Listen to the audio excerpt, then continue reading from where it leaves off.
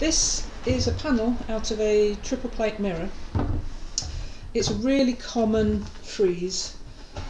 It's the soldiers just coming back from war, pulled by lions. We've got two heralds basically letting the women back home know that the soldiers are okay. So that's what this frieze is.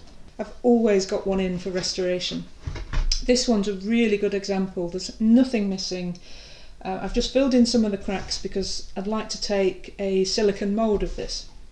Now, 15 years ago I did one, identical to this, but the silicone I used at the time, I couldn't really afford good silicone, so it's gone really, really soft. So now I can afford good silicone. I've got this, so I'm going to take a really good mould. Now what I do is I've got some clay, and I'm going to make a little wall around each of these pieces, then I'll pour the silicone in. So this is really smooth clay. There's no grog in this, that means there's no bits in it. It's really smooth. And it's just great for creating a wall.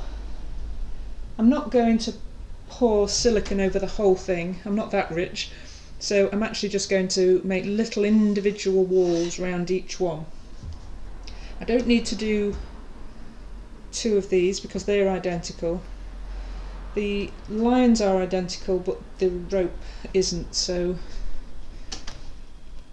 I'll pick the best one and mould that.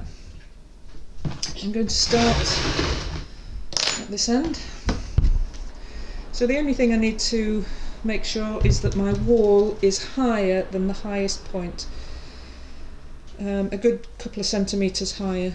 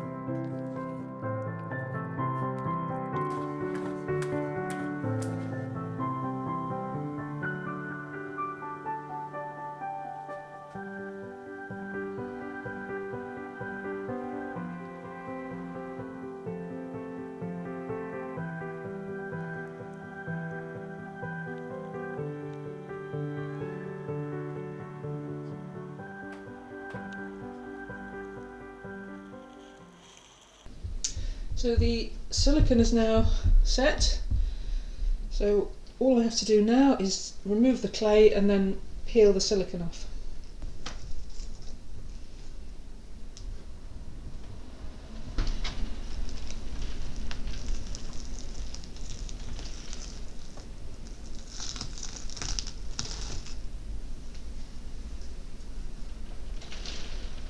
Got an absolute perfect mould. Yep, really pleased with that.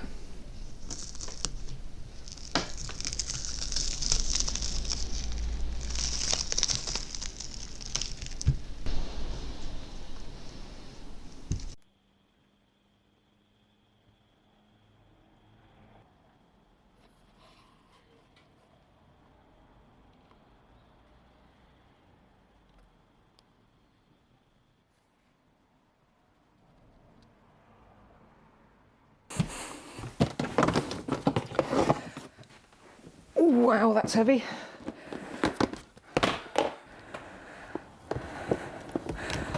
I'm really pleased I've got this set now. I can get rid of this old set.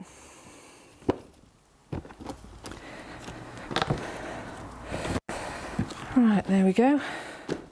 That'll really come in handy.